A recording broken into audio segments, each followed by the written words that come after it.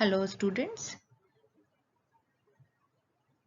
BSc Part 3, Paper 3 Physical Chemistry, Unit 1 Elementary Quantum Mechanics by Dr. Chayan Mehta, Associate Professor, Government Girls College, Magra Punjla, Jodhpur.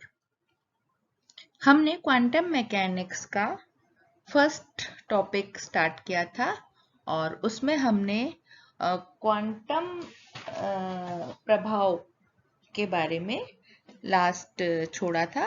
तो जो quantum प्रभाव है आज हम उसकी व्याख्या करेंगे।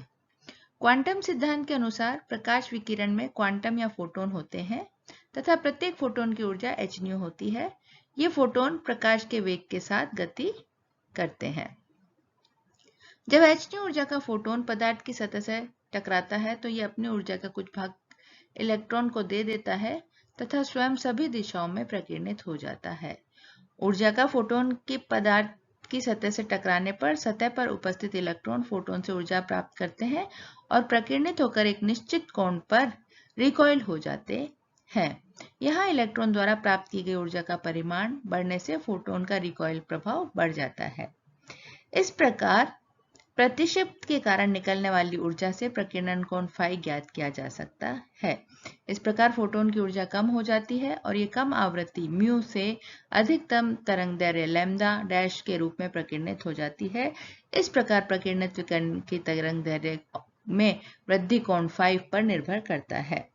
तो ऊर्जा का जो संवेग संरक्षण नियम के अनुसार प्रकीर्णित फोटोन आपतित फोटोन की दिशा में बनता है और यहाँ पर हम देखेंगे कि तरंगदैर्घ्य में जो परिवर्तन है डेल्टा लैम्डा वो इस फॉर्मूले से दिखाया जाता है 2h/m0c sin 2 फाई अपॉन 2 या lambda dash minus lambda delta lambda h/m(c) 1 cos theta. यहाँ पर h/m फाई और c जो है प्लैंक नियतांक, इलेक्ट्रॉन का द्रव्यमान, प्रकीर्णन कोण और प्रकाश का वेग कहलाते हैं।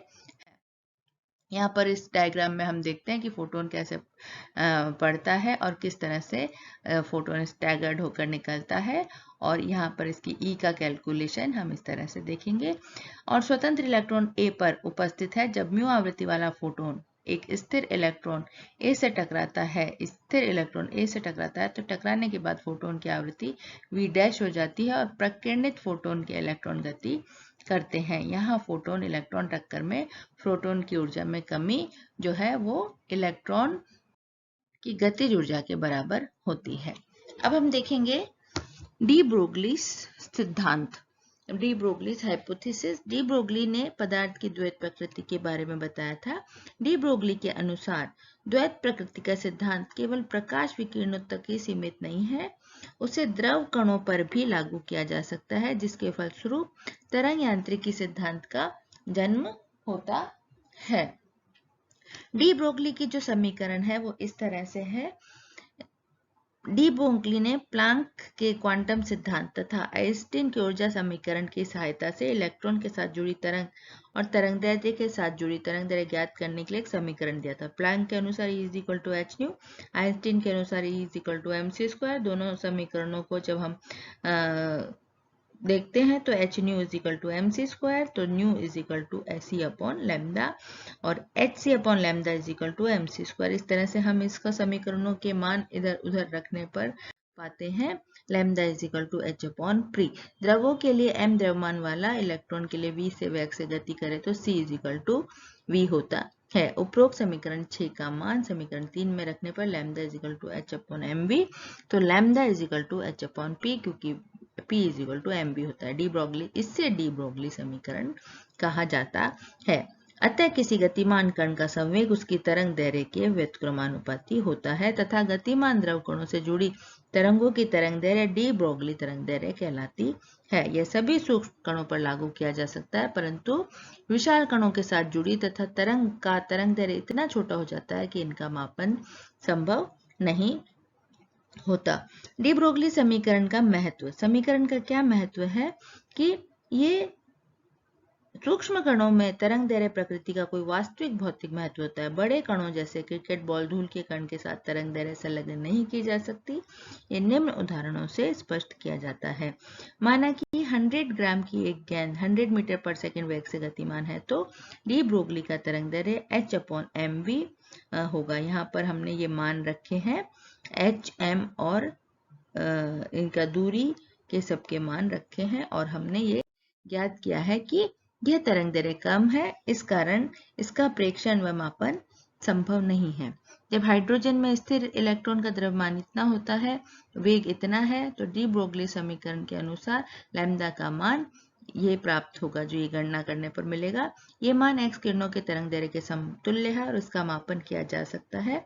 यद्यपि प्रकृति में प्रत्येक धातु के कणों का तरंग दोनों गुण, लेकिन बड़ी वस्तुओं के गुणधर्म कणिका सिद्धांत द्वारा समझे जा सकते हैं और छोटी वस्तुओं के गुणधर्म और तरंग प्रकृति का उपयोग किया जाता है। डी ब्रोगली समीकरण बोर अभिधारणा का एक विकल्प है। डी ब्रोगली समीकरण बोर मॉडल की साधारण व्याख्या करता है। डी ब्रोगली के अनुसार यदि एक इलेक्ट्रॉन नाभिक के चारों ओर गोलाकार कक्षक में घूमता है जिसका मान लैम्ब्डा है और यदि घूमते हुए इलेक्ट्रॉन के साथ जुड़ी तरंगें समान कला में हो तो गोलाकार कक्ष की परिधि तरंग दैर्ध्य के पूर्व गुणज होती है 2πr = n लैम्ब्डा। तो लैम्ब्डा = h/mv। यहाँ पर हम देखते हैं 2πr = n के लैम्ब्डा का मान h/mv रखने पर mvr nh/2π, जो कि डी ब्रोगली समीकरण का प्रायोगिक सत्यापन। यहाँ पर हम देखते हैं कि ये वैलिड और ये नॉट वैलिड तरंगे, इसमें समान कला में तरंगे हैं और इसमें समान कला में तरंगे नहीं हैं। यहाँ हम देखेंगे डेविसर जर्मन का प्रयोग डी ब्रोगली समीकरण का प्रायोगिक सत्यापन करने के लिए। डी ब्रोगली समीकरण का सत्यापन डेविसर जर्मन प्रयोग द्वारा किया जा सकता है। इस प्रयोग में निकल क्रिस्टल की तल में मंदगामी इलेक्ट्रॉन को प्रकीर्णित करके उसका अध्ययन किया जाता है। इसमें इलेक्ट्रॉन एक्स किरणों की भांति क्रिस्टल द्वारा विवर्तित हो जाता है और इसका विवर्तन प्रारूप एक्स किरणों के समान ही प्राप्त होता है, चूंकि विवर्तन तरंग का गुणधर्म है। अतः इस प्रयोग से इलेक्ट्रॉन के तरंग दैर्ध्य की पुष्टि की जाती है। इस प्रयोग में गर्म किए गए धातु तंतु के इलेक्ट्रॉन को निकालकर विभवांतर पर आवेशित प्लेटों के बीच से गुजारा जाता है। इन प्लेटों में विद्युत क्षेत्र की उपस्थिति के कारण ये समान वेग से बाहर निकलते हैं तथा त्वरित इलेक्ट्रॉन की गति विद्युत बल के बराबर होती है, 12mv² = ev/300। इस तरह से हम देखते हैं, इसको गणना करने पर v = ev/150 आता है। चूंकि लैम्ब्डा h/mv है तो समीकरणों में मान रखने पर लैम्ब्डा h150 evm आता है। यहाँ पर वैल्यूज रखने पर लैम्ब्डा 12.26 × 10⁻⁸ आता है। यह समीकरण व्यक्त करती है कि यदि कोई इलेक्ट्रॉन 100 वोल्ट के विभव से त्वरित किया जाए तो डी ब्रोगली तरंग दैर्ध्य का मान 1.226 × 10⁻⁸ सेंटीमीटर इनवर्स होता है या 1.226 एंगस्ट्रॉम होता है। एक्स किरणों की तरंग दैर्ध्य भी इसी कोटि में आती है, अतः इलेक्ट्रॉन की तरंग प्रकृति का सत्यापन होता है। इसके बाद हम देखेंगे हाइजेनबर्ग अनसर्टेनिटी प्रिंसिपल। यह सिद्धांत भी द्वैत प्रकृति का महत्वपूर्ण प्रतिफल है। इसे अनिश्चितता अनसर्टेनिटी सिद्धांत भी कहते हैं। इसके अनुसार किसी गति करते हुए कण की स्थिति तथा संवेग दोनों को एक साथ बिल्कुल सही ज्ञात करना असंभव है। अतः गणितीय रूप से ΔP ΔR is less than h/4π। अतः कण के संवेग के मापन में अनिश्चित ΔP तथा स्थिति निर्धारण में अनिश्चित ΔR का गुणनफल h/4π के बराबर होता है। तो ΔP = m∆V, m∆V .ΔR = h/4π। यहाँ पे समीकरणों के मान समीकरण 2 से समीकरण 1 में रखने पर तो ये हमको वैल्यूज इसकी प्राप्त होती है। इस समीकरण के अनुसार इलेक्ट्रॉन की स्थिति मापन में अनिश्चितता बहुत कम हो तो ΔP और ΔV का मान बढ़ जाता है। यह सिद्धांत सूक्ष्म कणों जैसे इलेक्ट्रॉन के लिए महत्वपूर्ण है। किसी बोर कक्षा में घूमते हुए इलेक्ट्रॉन की स्थिति में यथार्थ निर्धारण के लिए अति सूक्ष्मदर्शी का उपयोग किया जाता है। इसके द्वारा कण को तभी देखा जा सकता है यदि ये कण अला माइक्रोस्कोप से आने वाली प्रकाश या अन्य विकिरण को परावर्तित कर दे। यहाँ पर हम देखते हैं कि जब ये छोटी तरंग दैर्ध्य वाला प्रकाश इलेक्ट्रॉन से टकराता है और परावर्तित होता है, परंतु ये इलेक्ट्रॉन को संवेग को बदल देता है, क्योंकि कम तरंग दैर्ध्य वाले प्रकाश की ऊर्जा अधिक होने के कारण संवेग में अनिश्चितता प्राप्त होती है। इस प्रकार इलेक्ट्रॉन की यथार्थ स्थिति के निर्धारण में संवेग अनिश्चित हो जाता है। इस प्रकार एक निश्चित वेग के चलते हुए इलेक्ट्रॉन की यही स्थिति का निर्धारण करना असंभव होता है। अतः हाइजेनबर्ग का सिद्धांत स्पष्ट करता है कि बोर की धारणा में इलेक्ट्रॉन निश्चित वेग के साथ निश्चित गणना में घूमता है, जो कि सही नहीं है। अतः हाइजेनबर्ग के सिद्धांत से प्रायिकता सिद्धांत का जन्म हुआ, जिसके अनुसार नाभिक के चारों ओर इलेक्ट्रॉन पाए जाने की प्रायिकता होती है। इस प्रकार कम ऊर्जा वाले फोटोन का प्रयोग करने पर इलेक्ट्रॉन को सही स्थिति का निर्धारण नहीं किया जा सकता, परंतु यथार्थ वेग किया जा सकता है।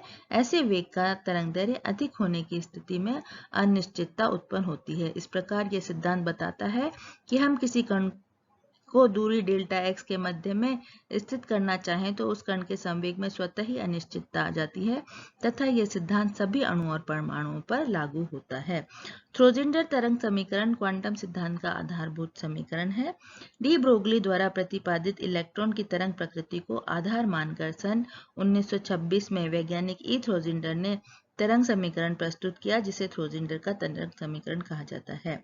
यह समीकरण किसी निश्चित बिंदु पर इलेक्ट्रॉन के पाए जाने की प्रायिकता को व्यक्त करता है। इस समीकरण के अनुसार इलेक्ट्रॉन नाभिक के चारों ओर स्थित तरंगों के रूप में गति करता है। माना एक इलेक्ट्रॉन के साथ जुड़ी तरंग दैर्ध्य x दिशा में संचारित होती है, जिसका संवेग px है, तो कुल ऊर्जा E है। यहाँ x निर्देशांक के प्रति तरंग समीकरण को निम्न प्रकार से व्यक्त किया जा सकता है। तो श्रोडिंगर के तरंग समीकरण के बारे में जो है क्या है, तरंग समीकरण श्रोडिंगर क्वांटम यांत्रिकी का आधारभूत समीकरण है। आपको श्रोडिंगर का तरंग समीकरण हम नेक्स्ट क्लास में